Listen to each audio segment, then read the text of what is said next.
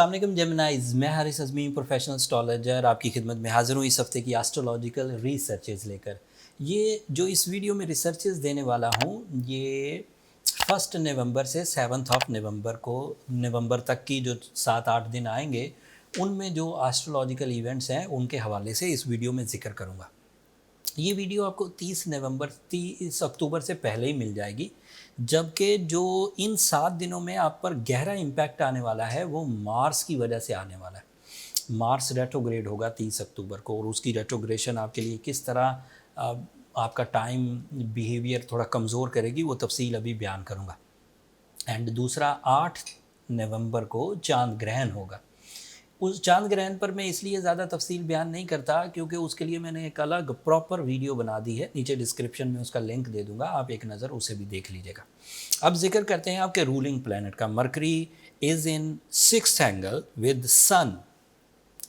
सूरज और Mercury technically अगर इकट्ठे हों तो वो जेमिनाइज की फितरत में एक्स्ट्रा ऑर्डनरी निखार पैदा करते हैं। जेमिनाइज की जीनियस एबिलिटीज़ हाई एंड हो जाती है। जेमिनाइज की जीनियस एबिलिटीज़ एक्यूरेसी की तरफ जाती है, उनका पब्लिक इमेज डेवलप होता है। जेमिनाइज के लिए डिसीजंस लेना आसान हो जाते हैं, मेल जेमिनाइज हों फीमेल जेमिनाइज हों, दोनों के लिए ही। हर ही तरह के डिसीजंस, छोटे डिसीजंस हों जो फैमिली लाइफ से रिलेटेड होते हैं या बिग डिसीजंस हों जो बिग इन्वेस्टमेंट्स या हाई रिस्क टेकिंग डिसीजंस हों, वो सभी बहुत अच्छे होते हैं। बट ये सब चीज़ें मैंने बहुत अच्छे अंदाज से बयान की। अब प्रॉब्लम ये है कि मरकरी और सन अगर परफेक्ट हों तो ये सब बेनिफिट्स मिलते हैं, जबकि सूरज को पिछले हफ्ते ग्रहण होकर हटा है। तो बाय रूल्स ऑफ एस्ट्रोलॉजी सन के इम्पैक्ट्स थोड़े स्लो रहेंगे। मिसाल के तौर पर मैथमेटिकली इसे समझते हैं, अगर सूरज और मरकरी इकट्ठे होकर आपको 33% एडवांटेजेस दे सकते थे, तो सूरज की परफॉर्मेंसेस थोड़ी सी स्लो डाउन होने की वजह से आपको ये एडवांटेजेस 20% के करीब मिलेंगे। 13% आपके जो एडवांटेजेस हैं वो सन एक्लिप्स की वजह से वेस्ट हो जाएंगे या लैकिंग में जाएंगे। दूसरी प्रॉब्लम क्या है कि जैसे ही वो रिकवर होने के एज पर थे, मतलब 7-8 नवंबर को उन्होंने सेटल हो जाना था। 25 अक्टूबर को जो ग्रहण हुआ था वो 8-10 दिन का टाइम गुजार के अब बिल्कुल सेटल फॉर्म में आने लगे थे, तो उधर से चांद ग्रहण हो जाएगा। एंड चांद ग्रहण जो है वो फिर आपकी इमोशनल साइड पर वाइब्रेशंस लाएगा।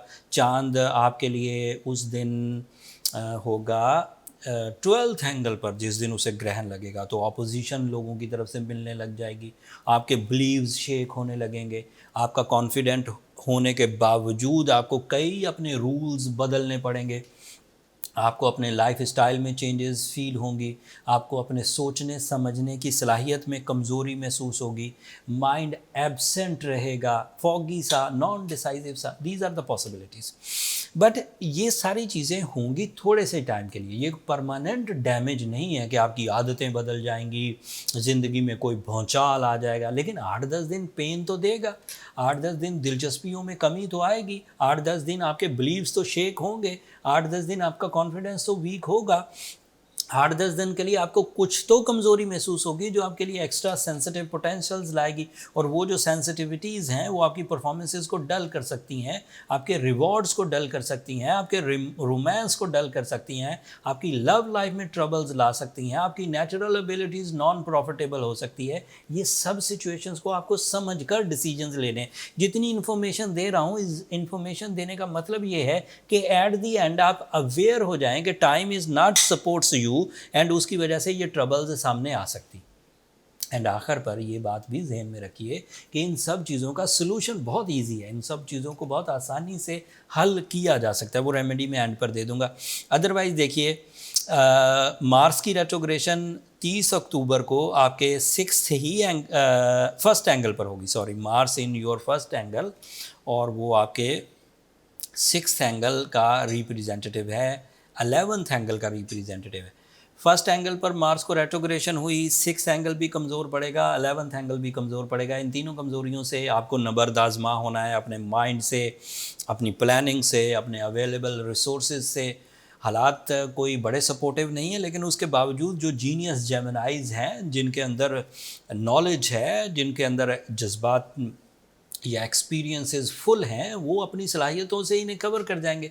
अब ये 3 सब्जेक्ट आपको, 3 सेक्टर जो हैं ये किस तरह आपको मैनेज करने हैं ये बयान करता हूँ। एक सेक्टर तो नेचुरल एबिलिटीज़ का है। मार्स अगर फर्स्ट एंगल पर हो तो जो एतमाद आपको अपने compete करने पर था, अपना मुकाबला करने की जो कॉन्फिडेंस था, वो थोड़ा कम पड़ेगा जब अब आप किसी मुकाबले में जाएंगे एज आ एथलीट, एज आ क्रिकेटर, एज आ प्लेयर, एज किसी भी लेवल का आपका कोई भी मुकाबला, आप रेसलर हैं, आप कोई वॉरियर हैं, आप कोई इवन जो कंपटीशंस बिजनेस एरियाज़ में होते हैं, एक दूसरे के साथ कंपटीशन चलता है, मैं आगे हूँ या कोई और आगे है, कौन जीता या किसने अच्छे डिसीजंस लिए, उस तरह के कंपटीशन में भी आपका जो एतमाद है, जो कंपटीशन वाला एतमाद है, वो थोड़ा डाउन होगा।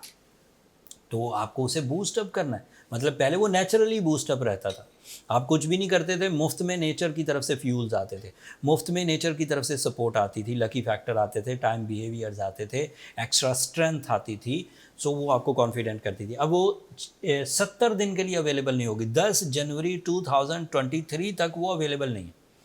तो जब 30 तारीख को ये रेट्रोग्रेड होगा तो ऐसा नहीं पहले ही दिन आप प्रॉब्लम में चले जाएंगे, वो 8-10 दिन, 15 दिन, 16 नवंबर, 17 नवंबर तक आप ओके रहेंगे। 17 नवंबर के बाद ये डैमेज बढ़ने लगेगा and you feel the troubles, और फिर उन ट्रबल्स को आपने अपनी विल से, अपने एक्सपीरियंसेस से, अपने स्ट्रॉन्ग हेड से, अपने अवेलेबल प्लान से अपने आप को फिर स्ट्रेंथन करना है। तो ये कज़िया, ये प्रॉब्लम, ये ज़ोफ़, ये ट्रबल, ये सेंसिटिविटी रिपेयर हो जाएगी। दूसरी ट्रबल आएगी हेल्थ साइड पर, वो सेहत तर्ज की प्रॉब्लम्स हैं, जैसे lack of stamina, lack of interest and इब्तदाई मुश्किलात से घबरा के काम छोड़ देने को दिल करना, दोहरी सोच रखना, डरे डरे से रहना, खौफज़दा सा रहना, ये प्रॉब्लम्स हैं। अब इन प्रॉब्लम्स को भी कैसे डील किया जा सकता है, उसमें मेरे मशवरे की तो ज़रूरत नहीं कि कैसे डील किया जा सकता है, आप खुद अपनी अवेलेबिलिटी से डील कर सकते हैं। अपने आप को मजबूत रखिए, अपने आप को हाजिर दिमाग रखिए, अपनी टीम वर्क एक्टिविटी जो बढ़ाइए, अपनी रिहर्सल इंक्रीज़ करिए। जो कंपटीशन या जो काम आप 4 घंटे में कर लेते थे, हो सकता है 6 घंटे में हो, तो 2 घंटे का जो लेवल है वो अपने माइंड में ही अप कर लीजिएगा। ठीक है, मैं 6 घंटे में पूरा कर लूँगा, हो जाएगा पूरा, प्रॉब्लम की ज़रूरत नहीं। लेकिन it is a pinching side कि थोड़ी पेन तो आएगी कि भाई 4 घंटे में कर सकता था, अब 8 घंटे हो गए। एंड इसी तरह सडन गेंस वाला सेक्टर, जो मुफ्त में कामयाबियाँ मिला करती थी, जो साइड पॉजिटिविटीज़ मिला करती। एक तो पॉजिटिविटी होती है ना, मैंने 2 को 2 से जमा किया, ये तो 4 होंगे, ये तो डैम श्योर चीज़ है। बट सम टाइम क्या होता था कि 2 को 2 से जमा 4 करो तो 4 की बजाय रिज़ल्ट 8 आता था, कुछ एक्स्ट्रा भी मिलता था, कुछ एक्स्ट्रा एप्रिसिएशन, कुछ एक्स्ट्रा फेस वैल्यू, कुछ मटेरियल एडवांटेजेस, कुछ लव, कुछ ह्यूमर एक्स्ट्रा मिल जाया करता था। वो अब थमा रहेगा, एंड अगर वो थमा रहेगा तो दैट मीन्स उससे भी माइंड थोड़ा वो शिकायत में जाएगा कि नहीं मिला। लेकिन नहीं मिलने का मतलब ये नहीं सारी ज़िंदगी के लिए कट ऑफ हो गया। नहीं मिलने का मतलब ये है कि प्रोफेशनलिज्म, एस्ट्रोलॉजिक्स, इल्म फ़ल्कियात, कवानीन फ़ल्कियात आपको ये समझा रहे हैं कि ये 8-10 दिन की प्रॉब्लम है, फिर सेटल हो जाएगी इंशाल्लाह। ठीक है, अगर आप नेचुरल एबिलिटी से इन चीज़ों को कवर कर जाएं तो अच्छी बात है, अगर ना कवर कर सकें तो being a Gemini, emerald is your friendly stone, and उससे आपको कुछ बूस्टर्स मिल जाएंगे। साथ में आप सूरह शम्स पढ़िए 5 दफ़ा एक दिन में, वो भी आपको रिकवर कर देगी। एंड अगर फिर भी रिकवर ना हो तो फिर अपनी पर्सनल कैलकुलेशंस की तरफ चले जाइए, उसके लिए ये नंबर नीचे चलते रहते हैं, उन पर रब्ता करके आप अपने इश्यूज़ को डिस्कस कर सकते हैं। That's all from my and. अगले हफ्ते चांद ग्रहण होगा, उसकी मैंने डिटेल पहले ही दे दिया, वीडियो देख लीजिएगा। जो अदरवाइज़ एस्ट्रोलॉजिकल इवेंट्स आएंगे उनको डिटेल से आपके सामने डिफ़ाइन कर दूंगा। लेकिन तब तक के लिए मुझे इजाज़त दीजिए। अपनी दुआओं में मुझे और मेरी टीम को ज़रूर याद रखिएगा। चैनल को सब्सक्राइब करना मत भूलिएगा। अगले हफ्ते तक के लिए अल्लाह निगहबान।